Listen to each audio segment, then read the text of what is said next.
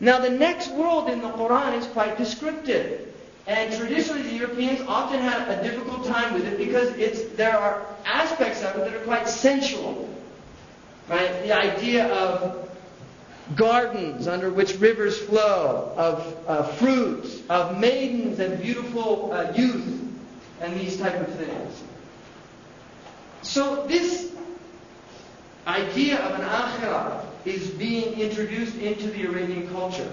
Now they obviously had they're meeting the Christians and the Jews on their caravan routes, and they're hearing about these things, but they really had an attitude that was basically characterized as disbelief. They did not believe in some other world. They thought, this is it. And for them, the world was what they called muru'ah, was virility, manhood, chivalry, poetry, women, wine.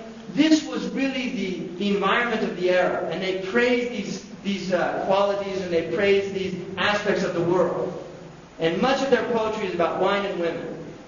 Right? I mean, this is what they were interested in. Suddenly you have a book that's radically challenging that worldview. Radically challenging it. Very powerful experience for these people that are forced to begin to think about these things.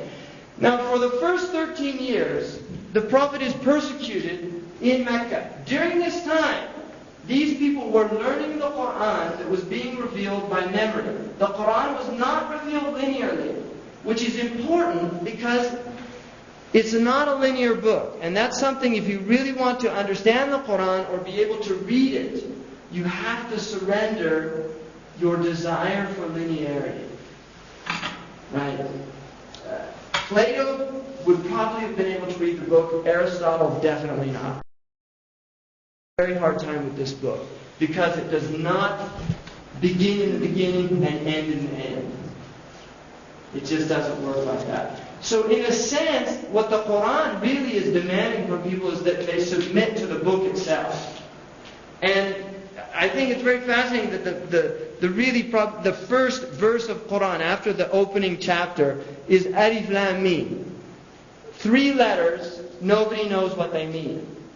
Every commentator on the Quran will ultimately say about these 3 letters, God knows what they mean.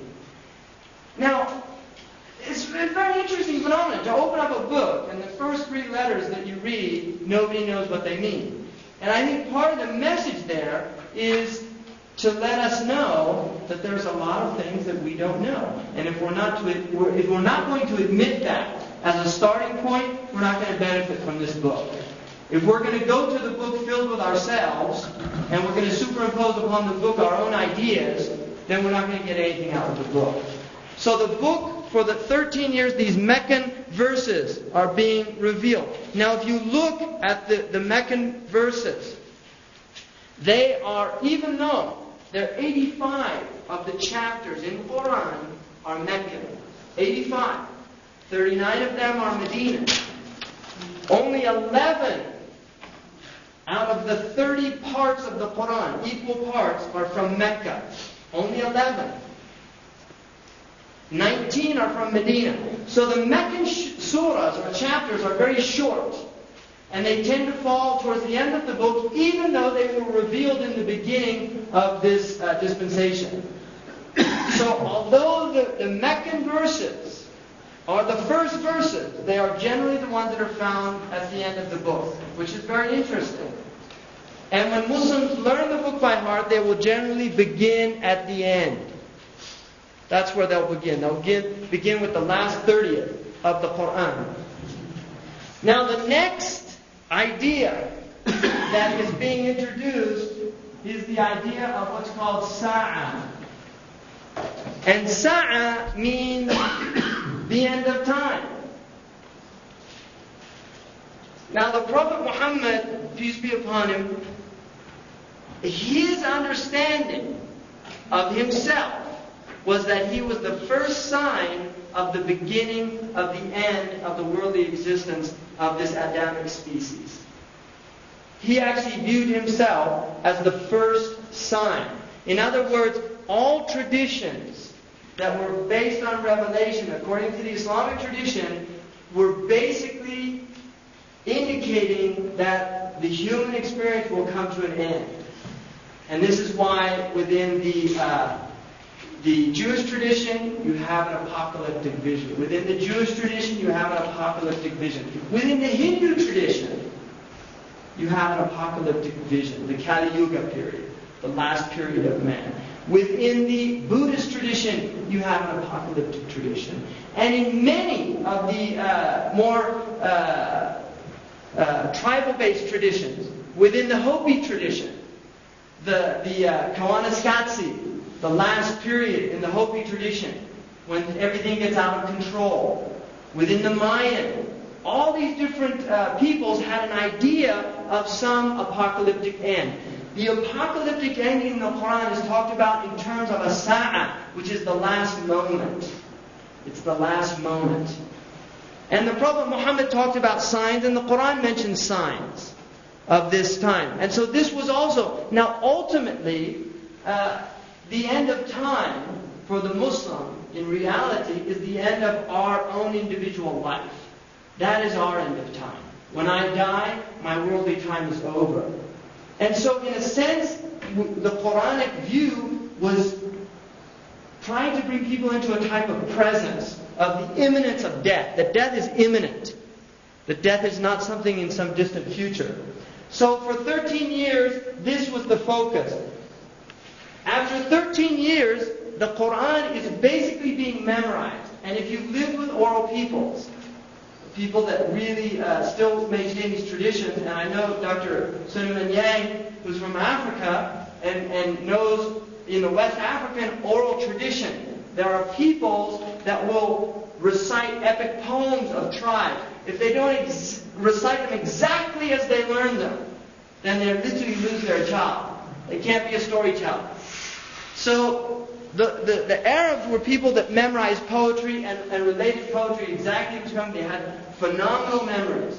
And I've lived with the Mauritanians in West Africa whose memories are extraordinary, like the young man who's here with us. Just phenomenal, the amount of information that he retains exactly. Now for people that don't understand this oral tradition, they find it very hard to imagine that a human being can memorize this entire text, the Arabic text, and not make a mistake.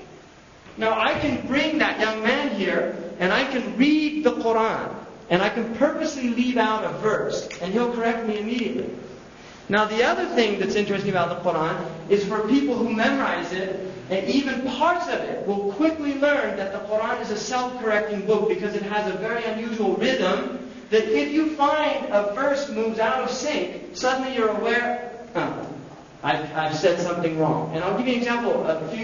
Last week, I read the Subh prayer, and it was a rather long surah that I read.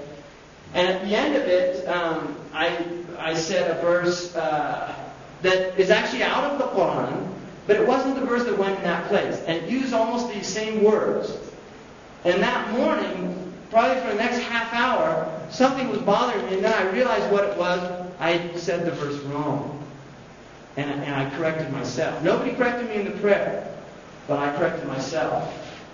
And it's very interesting when you memorize the Quran, because I've tried to memorize a lot of things. Like, I used to memorize some poetry. I went to prep school, and you had to memorize poems and memorize like some piece of Shakespeare and things like that.